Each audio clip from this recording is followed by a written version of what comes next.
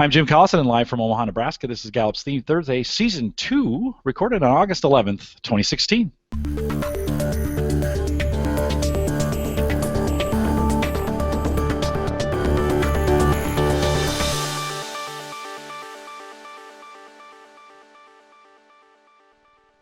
Theme Thursday is a Gallup webcast series that dives deep into the CliftonStrengths Finder themes, one theme at a time, and today's theme is positivity. If you have questions, comments, or contributions during the webcast, we do have a live chat room that's available for you right below the main video window. Just love to have you log into that bottom left-hand corner, click the login button, create a guest account, put your name in there, hit submit. Best way to get your questions in, and we will try to answer those throughout the program, so a great way to get those in. If you are listening to the recorded version, or you need custom strengths coaching solutions for small, medium, large organizations, send us an email. I don't know why I put those two things together. coaching@gallup.com. What I should have said, if you're listening to the recorded version, you can catch us live here at coaching.gallup.com/live every Thursday. We'd love to have you join us out. Don't forget to visit the Gallup Strengths Center, just gallupstrengthscenter.com, for all your coaching resources and Strengths Finder training needs. You can also catch the video on both streaming and downloadable audio for offline listening to past shows. That's really the most powerful way to catch our stuff, is on your phone, when you're in the car, on a train, in a plane. It's hours of professional development for you, for free, all there, on your phone. Get all that information at the coach's blog, coaching.gallup.com. Maika Leibbrandt is our host today. She's one of my favorite learning and development consultants. I'm going to say the favorite at here at Gallup. And we are coming off of a very positive morning. Maika, how are you? I'm great, Jim. Great to be here. Well, we are digging into positivity. Let me just say, though, before we kick things off, on a very positive note, we now have Expanding Your Strengths, the book that we cover every single week here in Season 2 on Theme Thursday. International. It's available almost everywhere in the world. I say almost because we have not tested it in all 279 countries, whatever that is. We have not tested that, but seems to be going well so far. So if you're outside of the UK, Canada, or the United States, and you haven't purchased it yet, we'd just love you to go to coaching.gallup.com, click on the New Resources tab. There's a whole bunch of resources there. Scroll down to the bottom. You'll see kind of our book resource area at the very bottom there, and it'll say Expanding Your Strengths. There'll be a link. Click on it, and it will take you to the right place to be able to purchase it. $14.99 USD at this point, so if you want to purchase, that's just right now. That's today. And we'd love to have you go out and do that. So go out there, coaching.gallup.com, click on the Resources tab, scroll to the bottom, find the link for Expanding Your Strengths, and it will take you to the right marketplace. Maika, I've been talking about this for a while. Super exciting day. This is huge. It's a great day. I was coaching somebody yesterday, high maximizer, who told me, I really struggle with theme dynamics, and so I just don't ever cover it. And I thought, well, good use of your maximizer. Focus on what you can do. But I got to respond with, hey, you can use this as a brilliant resource to really build your understanding of what does one theme look like when it plays with another one. Yeah, no, we're excited to have it out, and I love the feedback if you get on that. Just remember, I've also included, I didn't put it in this link, maybe I should do that, but it's an ebook form only, and this is the question I get. Actually, yesterday I got two opposing questions. I got someone who said, can you make all your books available in ebook format? I want to download it in my Kindle. And then someone said, can you make this ebook available in a print form? Because I want a copy of it. The book Expanding Your Strengths does have a lot of online video content, and that's why we've made it an ebook and available to you. So a lot of videos in there, a lot of videos of Kurt, and many of you didn't know Kurt, and this is your opportunity to get to know him through the videos that are in there. So we'd encourage you to download that, figure it out. It is, for some of you, it's a little new with the technology. Available in Kindle, and then just about every other form of a book reader that's available, both Android, iPhone, and Windows. You can get it just on every platform. Just make sure you have some instructions going forward and you understand how to do ebooks. And I will drop that link right below it in the Resources tab while we're talking here. All right, Maika, let's dig into positivity. And why don't you give us start with the definition off of the companion guide. Great. So if you've downloaded our companion guide, you'll notice this definition is at the top of the companion guide. If you haven't, press pause right now and go download it, because we're going to walk through this together. When we talk about positivity, it really is that contagious enthusiasm. So the short definition here, have contagious enthusiasm. They are upbeat and can get others excited about what they're going to do. It is a relationship-building theme, so it really is about that celebration of people, of ideas, of being able to inject drama and energy into a situation. the power and edge of positivity, or why is it valuable? There is power in positivity. People with dominant positivity talents have an infectious energy and enthusiasm. Simply stated, everyone feels better about life when they are around. Jim, that's a pretty bold statement. You have high positivity, right? I do 6 for me, and I get that question all the time when I'm in groups. That's probably the one that really sticks out is, oh, you have positivity, or where is positivity is what I get asked for.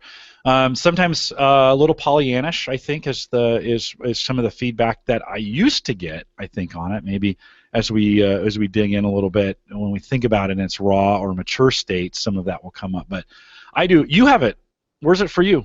It's number 2. It's number 2. And I think about it as number 1 through 5 is all positivity some days. It's probably the one that dominates, or I think about it as the king of the rest of my top 5.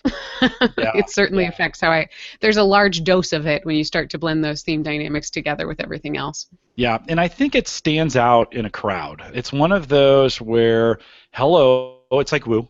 Hello, I'm here. I also see it paired up with woo a lot. We'll talk about that more a little bit later when we go through those. But it's one of those that pops out in a crowd. Hello, I'm here. You kind of know when someone in a room has high positivity.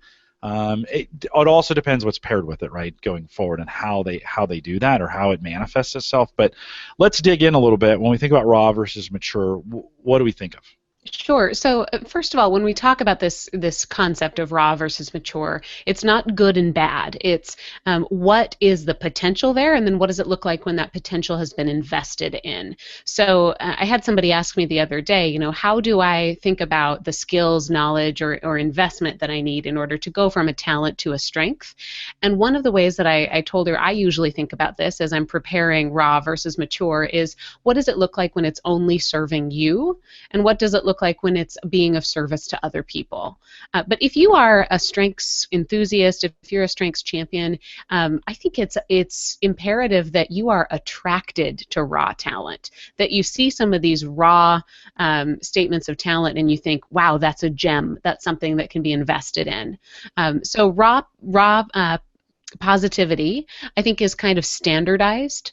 It's having the same set of jokes, perhaps, or the same level of volume, whereas mature positivity is individualized, being able to know your audience and inject the right kind of drama into that audience to get them to a happier place, a better place, a more energetic place.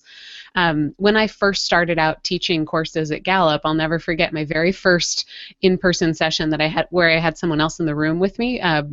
Tom Matson was teaching with me, and he actually kicked off the session, and then he handed it over to me, and I came in guns a-blazing as if I was in high school in show choir again, and I was telling stories all over the place, and it was the professional development equivalent of coming out with jazz hands.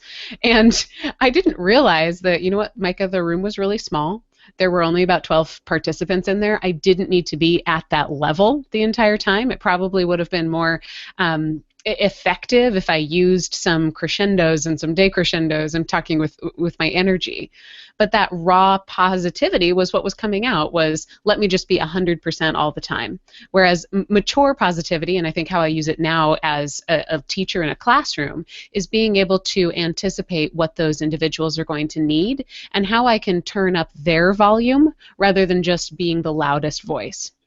Yeah, I love that. I also love the me. We say this all the time: the me versus we, which is, it's great to feel, if you got positivity, it's great to feel positive all the time and to work a crowd that way and to get it out and do all those things. But to pinpoint, to laser focus that on individuals who need it in the moments when they need it, and to have it be prescriptive, is one of those things. If you're just responding to everything, and I think this is where that Pollyannish comment comes from. If you're responding to everything with positivity, if you're trying to turn every situation into a positive, oh, well, let's think on the positive side of this.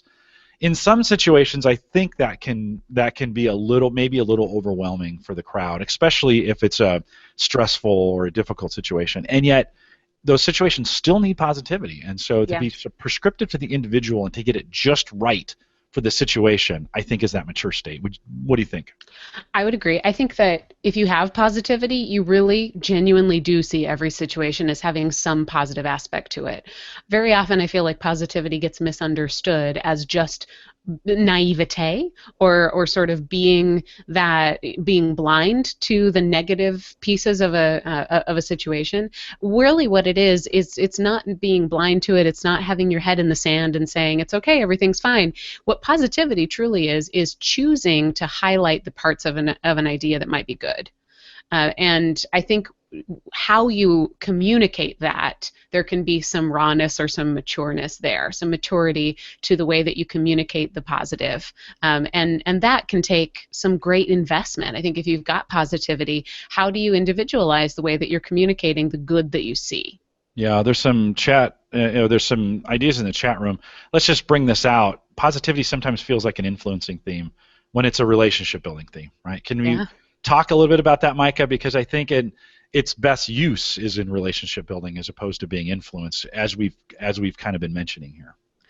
Yeah, I struggled with understanding why this is a relationship building theme, and I think that for many people, it is how they influence those domains, those leadership domains. Sometimes some themes really straddle the lines in between two or even three of them, and really the question is how do you use it? So it needs to be a personal discovery on where that comes from.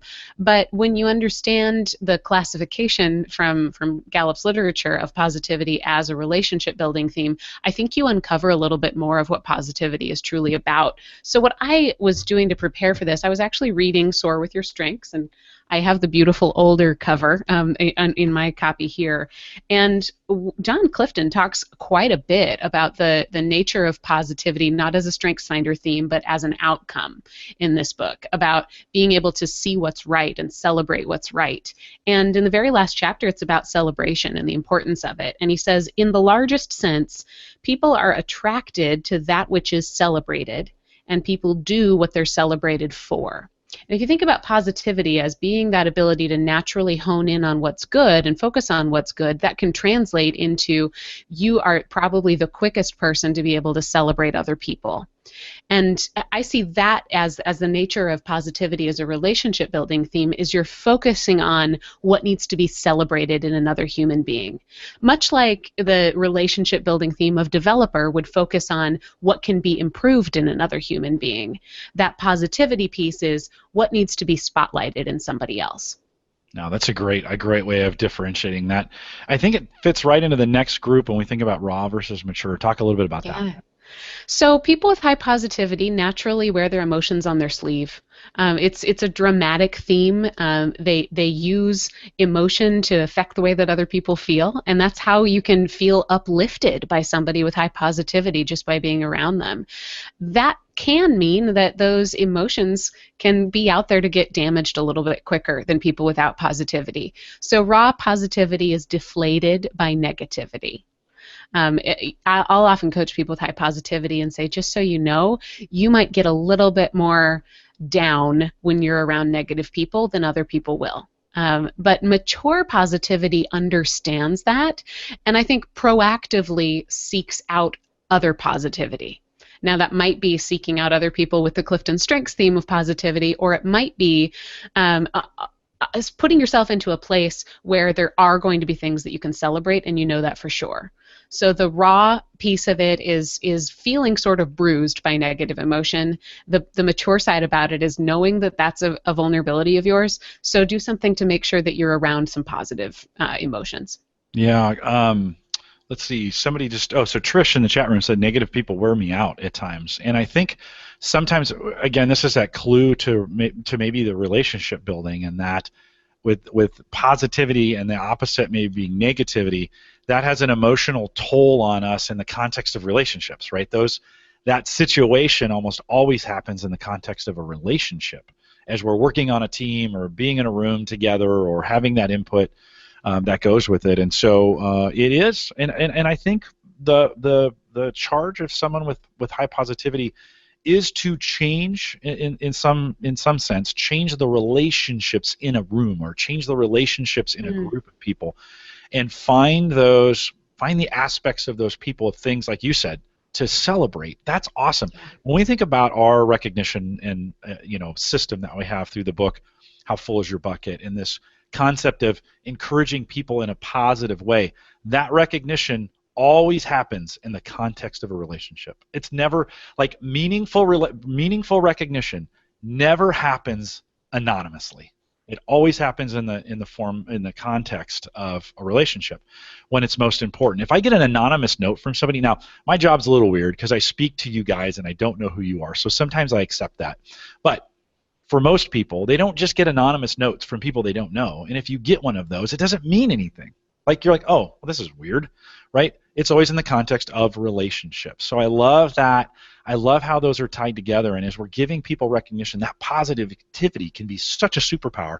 And if you can get other people doing it, imagine the power in that. Yeah, yeah. I think there is sort of and maybe this is a raw versus mature, because positivity is tapping into the emotion in a room. It's different than empathy. Empathy, you're just going to feel what other people are feeling. Positivity, you're going to be able to almost do the reverse of inject some emotion into other people, be able to be that leader of feelings and of emotion. Sometimes that can feel like a pretty big burden. That can feel incredibly heavy. So people in the chat room saying that negativity wears me out. I often think that sometimes the raw positivity can feel just sort of done when they're around that negative, what they would call negativity. Whereas perhaps mature positivity gets curious when critics sort of rear their heads. Or I think you can be dismissive of negativity really quickly and say, no, that's going to wear me out, I'm not going to go there. Or you can be curious and you can say, where is this coming from? What can I see that's good about it? And again, go back into that positivity gear of, how can I understand this person a little bit better? What can I find to celebrate about what's going on here? Now, I do think that negativity in its purest form, without helpful criticism or without cause or without some motivation behind it, that is going to zap some positivity there. And understand that if you've got high positivity, it's going to take a toll on you more than it takes a toll on other people. So it might be worth doing some work to avoid that. But I think before you decide that that's what's going on, look for what's behind it, because that lens on what's right with people could mean that you're the first and perhaps only person to really dive beyond what's coming across as sadness or as negativity and find something good in that. Yeah, I think you got a good step too in self-realization. If you have high positivity and you're putting yourself, or you're going to be in situations where there is negativity that exists, I think where that thunderstorm develops in between those two is one, to be aware, because it can drag you down, and then you're ineffective in that situation. Your ability to across bridges and build coalitions is damaged. But understanding that, like, oh, okay, I know that I need to use that to stay positive when maybe the rest of the group is going negative, and not in a fake way, gives you that ability to speak life into people, right, and to speak truth. And so it's just, it's so powerful in the context of relationships. As we talk about it, I kind of see more and more why they stuck it there, just because, and yet it has influence. So when we think about, we've got one more we want to talk about, raw versus mature. Yeah, so raw positivity can panic. We talked about this a little bit. When things are negative, raw positivity says, oh, but here's what's good, it's okay. And it's almost a preoccupation with the present, whereas mature positivity is patient and persistent and looking for permanence. Yeah, there's a lot of P's there. I really love alliteration, but the mature side of this is being able to say, I'm playing the long game. I'm going to help people see the positive side of this, the glass half full, in the longer run. And that might mean that you're patient with people who need to take a more critical analysis of things before they can see the good. It also might mean that you're patient with understanding that things might feel like they're dragging you down, but knowing that we are going to come out on the other side of this. I think it looks like planting seeds of positivity rather than using a fire hose of positivity. Again, it's not just about being happy all the time. It is about a very real commitment to leaving people better off than you first met them. Yeah, I think what you just said there, Maika, is the key. Leaving them better off. In other words, it's not happy, right? positivity does not always equal happy. It equals what's in the other person's best interest. Again, relationship building, right? Yeah. And so that doesn't always necessarily mean that it's a happy ending, but it's a best interests ending. And we know when we're growing, sometimes that's hard, right? I have these thoughts like, oh man, I really do need to stop talking in these situations. Or, oh no, I really do need to be more interested in the people that I'm working with, right? I'm just throwing those examples out. And those lead to positive results, right? We have to remember StrengthsFinder is a tool for performance management, right? It's to create better versions of ourselves and really drive higher performance. And so it's not about feeling happy, although that can be a result. It's about getting results or performance, in this case, that lead to a positive outcome, whether that, and in most cases, is performance, a performance outcome. So what's the positive performance outcome? There's the 2 P's for you. What's the positive performance outcome that you can get out of this? I think that's in its state, that's kind of the kernel or the core of what we think about when we think of positivity. So don't think about positivity equals happy. I think maybe that's the most misunderstood, version when we think of positivity. Okay, I think positivity can be an accelerant in a lot of cases too when mixed with other themes. So let's think about some complementary themes that would go well either in individuals or as in groups. Yeah, so I think about first, what could accelerate positivity even further as well. The first one I come up with is connectedness. So what positivity is going to look at is those moments. What connectedness can do is grow those to a global scale. So connectedness could help imagine that lasting global effect of those positive moments that we talked about before. Of how could positivity get more mature? Maybe it's with a partner who has high connectedness who could say, you know what, this was a great moment. And here's why. Recognizing that moment is going to have an effect down the road. Another one that I have is a great. Honestly, I just asked myself, who are my most complementary partners and what do they tend to have in common? The one that I came up with was responsibility. So what responsibility is already doing, similar to positivity, is it's got that external locus of control. You're looking for what are the commitments that I've made to another person? What's the promise? And I think about responsibility being able to sort of tie up the loose ends so that positivity can live in the moment. And think about the celebration opportunities that you could have for others when you've got responsibility saying, here's what we've accomplished, here's what we have yet to accomplish, and here's who's counting on us. And positivity saying, here's what we accomplished, exclamation point. Sometimes positivity is not about being the loudest person in the room. Sometimes it's about the person who realizes that some moments deserve more than just a period at the end of the sentence. Oh, right on. One of my best partners has responsibility high. And she really compliments me well when we get into situations. She'll lean on my positivity. She doesn't always have that in there. And so she'll say, hey, help me discover why why I should not bail on this situation. And I'll come in and say, okay, let's take a look at it and how can we make the best. Now it helps to have the maximizer for me, because it helps that positivity maximizer gets the best results that I think in the big picture, right? How can we turn this into a situation where everybody wins, right? And what kind of small changes can we make to get it done? So that's a great, when I think about responsibility, for me with positivity, responsibility is a great partner to me and get that done. All right, we often see this triplet of positivity, woo, and communication. It's out there a ton. When we think about likely and least likely pairings, is there a reason why? Is there a mathematical reason why? Maybe. Sure. I'm sure there is. I don't know it. But yeah, we do see that quite a bit. I think about communication being that external expression of influence, the ability to put things into stories. If you add that to positivity, I think both communication and positivity leverage the dramatic. It's being able to care deeply about the emotional well-being of another person and affect it really quickly. Could be because you're paying attention to emotion. Great communicators do that as well. So I think there's that comparison there between communication and positivity. Positivity and woo actually, in the development of CliftonStrengths, were at one point paired together as a separate theme. And that theme was called stimulator. And so when you think about those two existing together, perhaps it's because a lot of people who have woo also have positivity. Now, we realize that they can and do stand on their own. You could obviously have one without the other, and they would just look very different. But when you've got them both together, again, it's all about affecting the way that other people feel. Woo has that boomerang effect of, I want you to feel good and like me. And positivity says, I want you to feel good.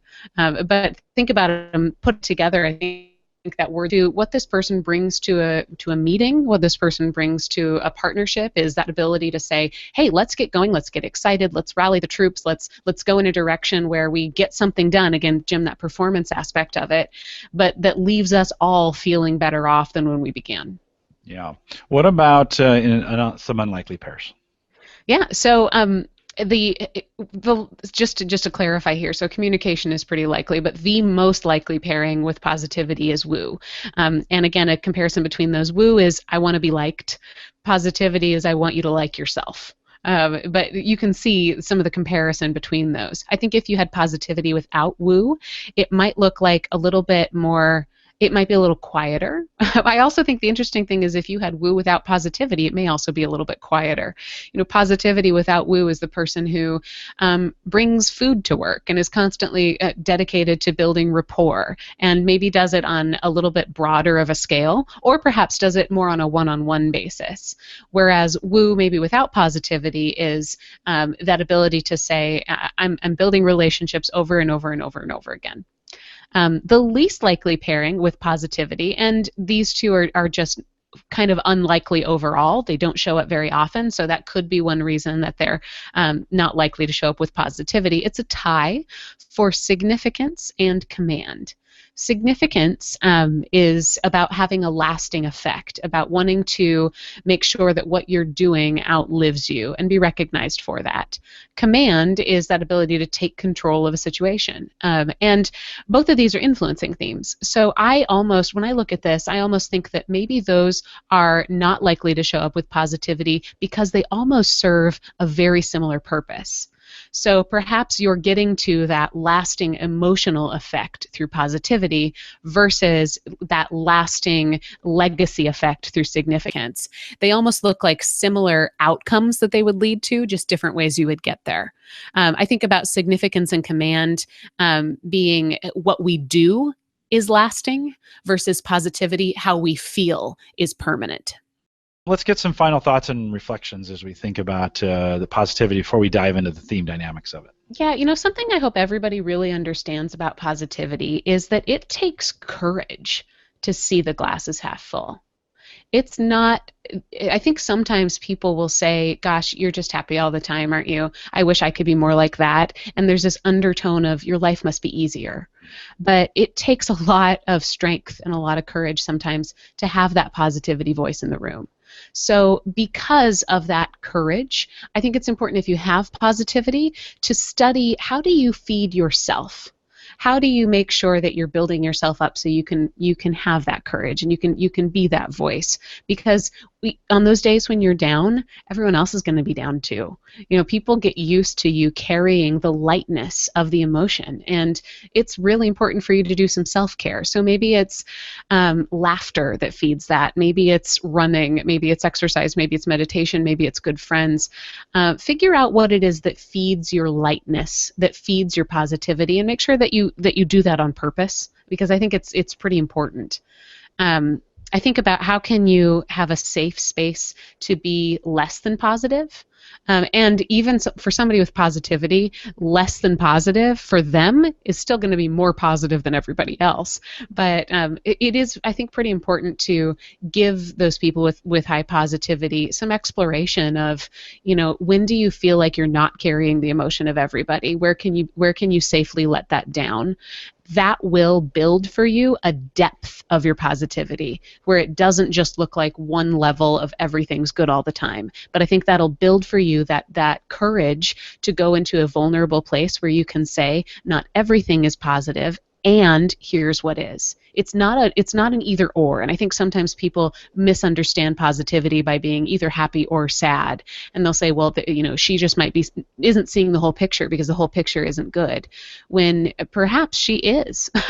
So thinking about how can you build your ability to go to more vulnerable places. And I think that is through understanding other people. I think it's through sort of flexing your muscles around the other themes that are with you. So if it's positivity and developer, you're looking for how do I, serve more of a teacher or a mentor role. If it's positivity and command, maybe it's a powerful sales role.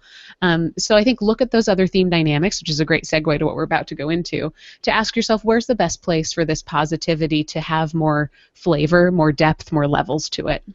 Yeah, one of my favorite examples of positivity for me and is using it in this community. And so I spend a lot of time, we don't talk about this a lot, but my job is to really keep the conversation moving forward in Facebook or on Twitter or wherever we're doing here. I find a lot of recharge here in the webcast that we do. I get training. I get to hang out with you. I get to hang out with all these coaches. We get to talk about really great stuff. It kind of charges up my positivity.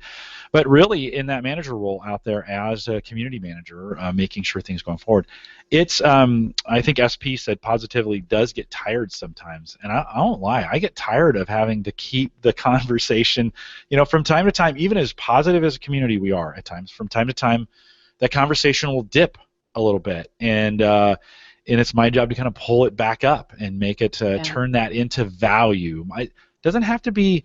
I mean, there's lots of times we disagree on things out there. It just has to be value, right? We want to. I want people to be better versions of themselves when we think about this. I want I want them to see the potential and to be great, that kind of stuff. And so, but it is hard sometimes to keep that. You got to recharge. You got to find ways to recharge, and it doesn't mean you're happy all. Again, not positivity does not equal happiness.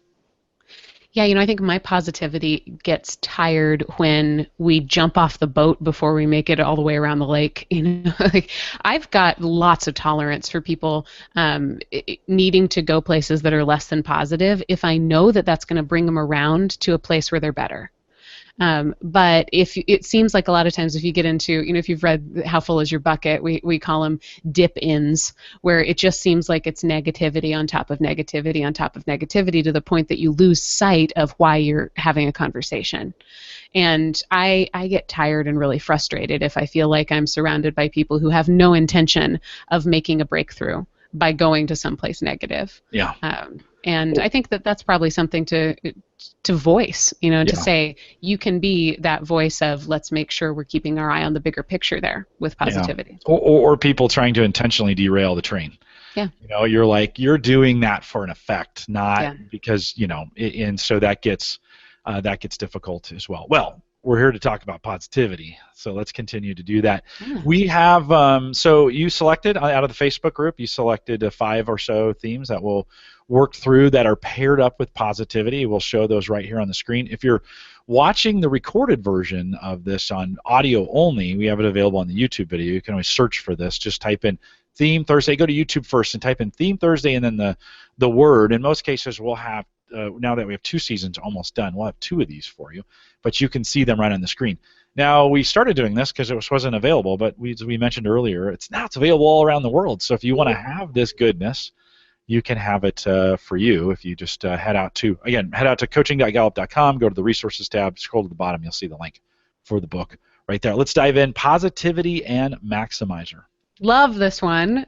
First of all, they seem like they are like twins separated at birth, positivity and maximizer. If you have somebody with both of these, probably don't expect them to have a lot of tolerance for what's broken or what's negative. I imagine them as being able to laser beam, zero in on where there's potential. Think about it this way in one sentence. You choose to focus on good rather than evil and on strength rather than weakness, and when you do, it creates energy and hope.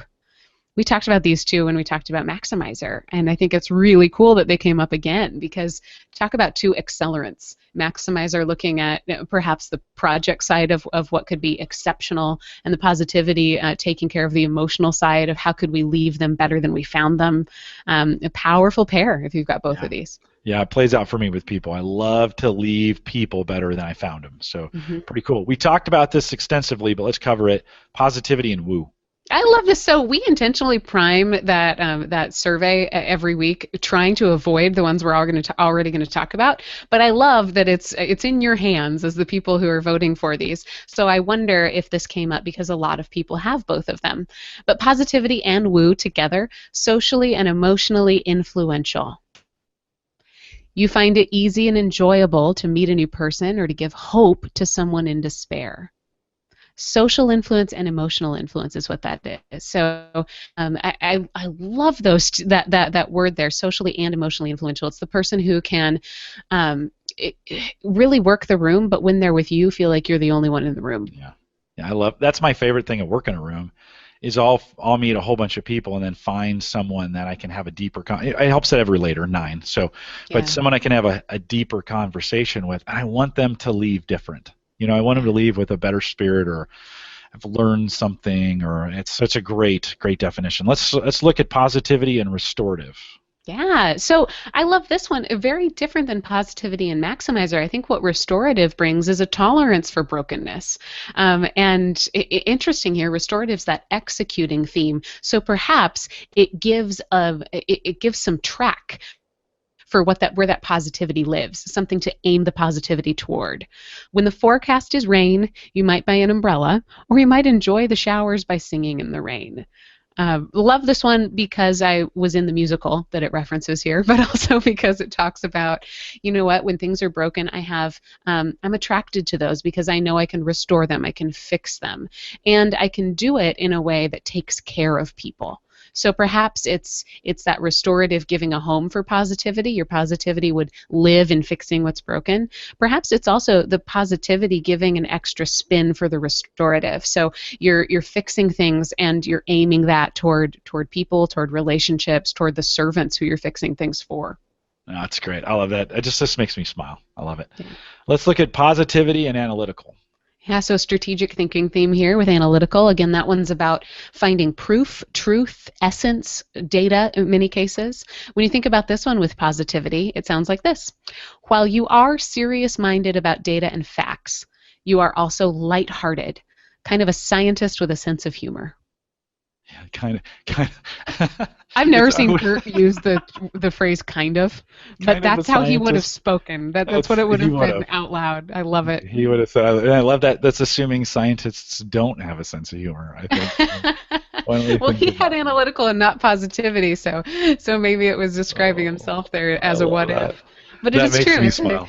I like the word lighthearted there with positivity, because that really, positivity can deflate the weight very often and bring a lightness to things. So last night I was at my nanny's house having dinner, and one of the things that their whole family is really great with specific recognition, and she leaned over and said, Maika, one of the things I love about you is that you always keep your sense of humor. And she goes, is that one of your strengths finder themes? I said, well, yeah, in fact, it's one we're talking about tomorrow. So what positivity brings is that lightness, that lightheartedness that helps elevate the situation. It almost makes me want to look up Jim Asplin's top 5, because this is kind of, if you know Jim, he is kind of a scientist with a sense of humor. He's got a really good sense of humor, and for those of you who are in a certified program, you've heard Jim through the Gallup Learning Series, and I think when he's presenting, that's his seriousness, and then when you get to know him, he's just got a great sense of humor and makes all kinds of funny jokes. So that when I think he's maybe the poster child for this theme, or for these two themes. Yeah, absolutely. He's more than kind of a scientist. He actually is one. He's a very good scientist, for sure. Let's look at, in the last pair here, positivity and deliberative. Yeah, so positivity, deliberative, that executing theme. Even though you're aware that life is serious and often dangerous, you generate hope, joy, and fun to lift people's spirits. I think about deliberative as being something that could really ground positivity in specific opportunities to be positive.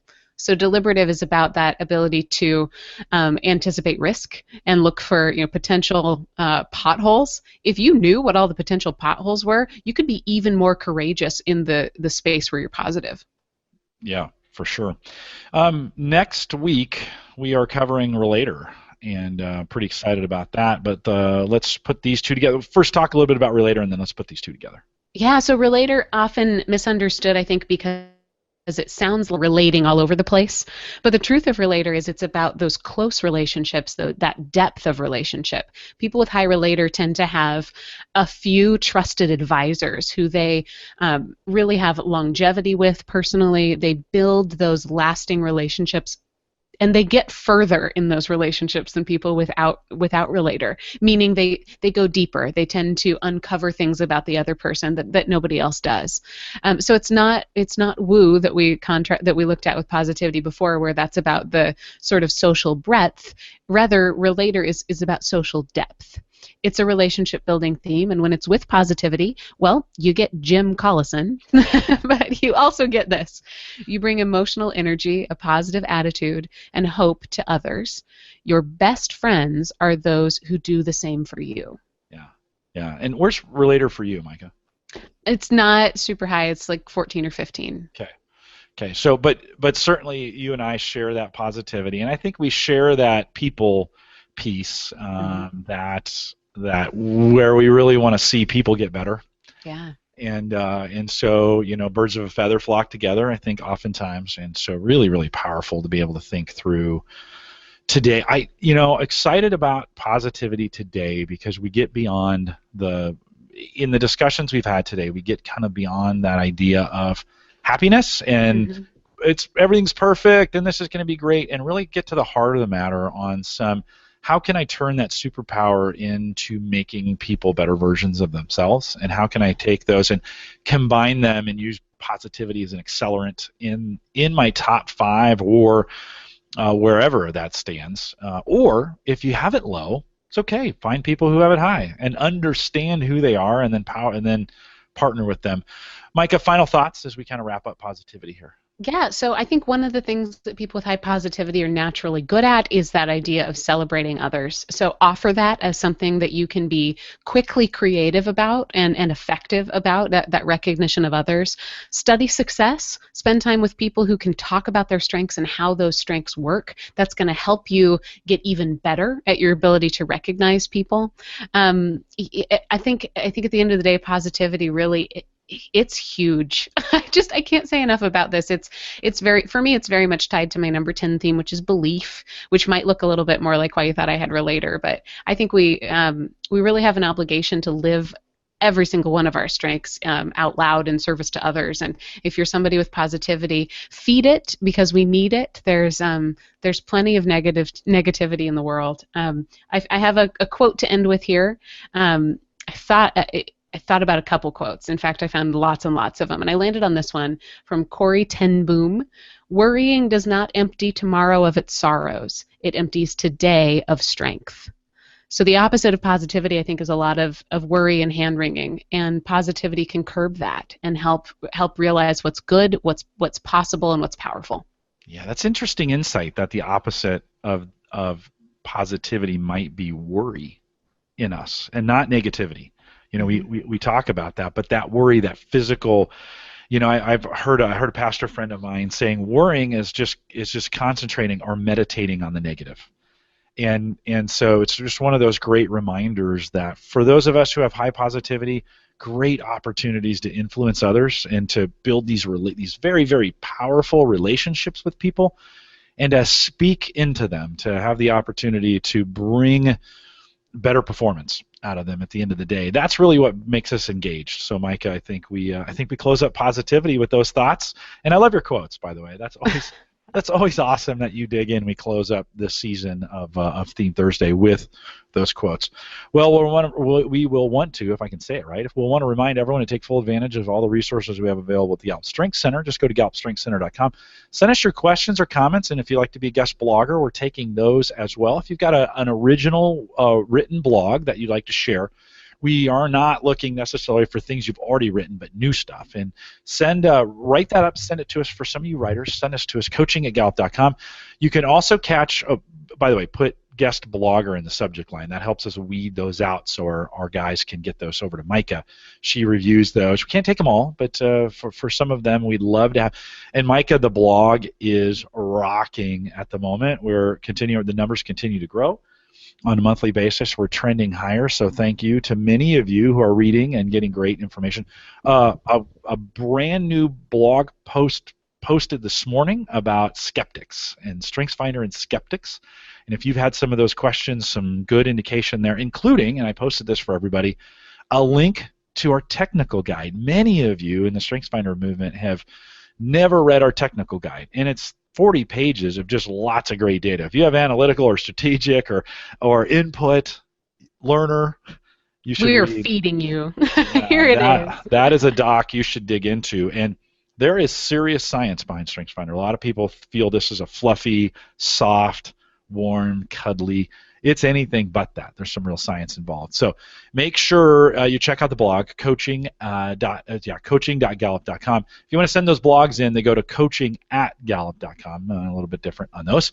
Don't forget, on the blog, we have our Facebook group, links to our Facebook group, YouTube page, iTunes and RSS feeds, iPhone and Android apps, including the entire weekly strengths wisdom and all the. For some reason lately, I've been getting a lot of questions about the companion guides. They're all out there under the GWSW tab. So if you want to get those, if you're interested in becoming a Gallup certified strengths coach, Mike, I've been getting a bunch of questions about that lately. Head out to our courses page, courses.gallup.com. You'll see all the courses that can lead to a certification. And if you have questions about that, send us an email, certification@gallup.com, and day or so somebody will get right back to you with some additional information. If you have done your top 5 and you want to discover all 34, this is really where I recommend that you use one of our certified coaches to help you through that. 34 is a lot of data. You can upgrade your top 5 report to an all 34. All that information is available at GallupStrengthsCenter.com. If you found this helpful, we'd ask that you share it with others, and with that, we'll ask you to come back and join us live for the next Theme Thursday, and with that, we'll say goodbye, everybody.